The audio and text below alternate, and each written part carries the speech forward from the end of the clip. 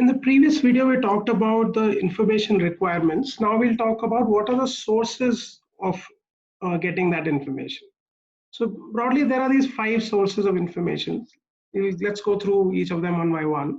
The first is primary sources. The primary sources is where you directly go to the person who has that information. You speak to your, for example, if you want to understand your consumer behavior, you constitute a research, you go and observe customers or speak to customers and generate information fresh by yourself.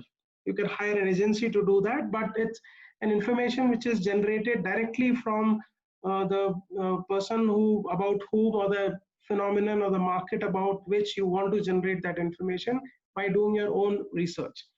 Now, the second option is to go for secondary sources. Now, these are sources where the research has already been done by somebody else for maybe some other purpose or for similar purpose, and you can reuse that information for your decision making. So there are those secondary sources which are available.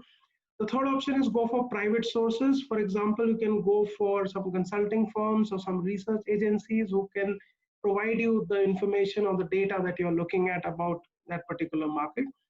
The next option is public sources. A lot of government agencies and organizations put out public data. The census, for example, is one where you can find a lot of data around demographics in India, income levels, etc. So you can use those public sources where data is freely available for anyone to use. And last and the most prominent source of your information is the internet. So there's a lot of information available on the internet. There's a lot of analytics tools and technologies which you can use to scrape that information off the internet and use it for your purposes. So those were some of the sources which you can use to gather the information that you need for your international marketing intelligence.